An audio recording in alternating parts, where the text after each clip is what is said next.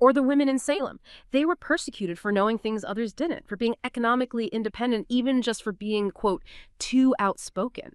These accounts really show how fear of female autonomy got baked into the system, and how things once respected, like traditional healing, suddenly became reasons for accusation. Scary stuff. Exactly. And if you connect that to now, well, modern witchcraft gives women a really potent way to reclaim that whole narrative. The actual identity of witch itself, it's become this powerful symbol of defiance. It's about consciously taking back a legacy of strength that, patriarchal structures actively tried to bury and rewrite.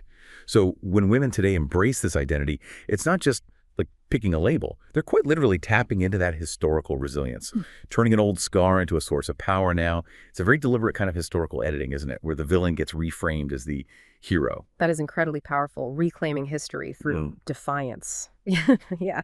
But I wonder, do our sources talk about any maybe downsides or misinterpretations of this witch identity? Or maybe how practitioners deal with it when, society is still skeptical? That's a really good point. It's nuanced. Our sources do acknowledge that, yeah, while it's empowering, the identity can still carry some baggage. Some practitioners might run into misunderstandings, maybe from mainstream society, maybe even their own families.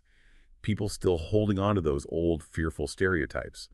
But, and this is important, the materials also stress that for many, actually taking the wish label, that's an intentional act. It's about confronting those stereotypes head on, dismantling them. It becomes a badge of honor almost, a declaration saying, I'm not scared of what society used to fear in women like me. The strength comes from owning it, you see, not letting its past define it. Okay, that makes sense. Owning it. Now, here's where it got really interesting for me. This deep connection to nature and what the materials call the sacred feminine. It's clearly not just about aesthetics, right?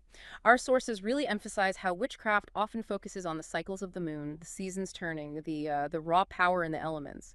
And these aren't just abstract ideas. They're actively understood as mirroring, well, the rhythms in our own bodies, the ebb and flow of life itself.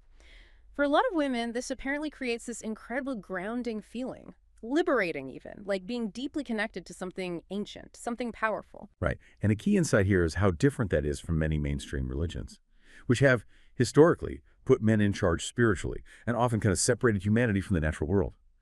Witchcraft, just by its nature, actively celebrates the divine feminine.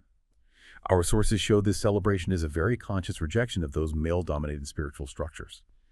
For instance, they talk about practitioners reclaiming figures like Inanna, the ancient Sumerian goddess, super complex figure, love, war, justice, or the Greek Hecate, goddess of crossroads, magic, the night, powerful figures.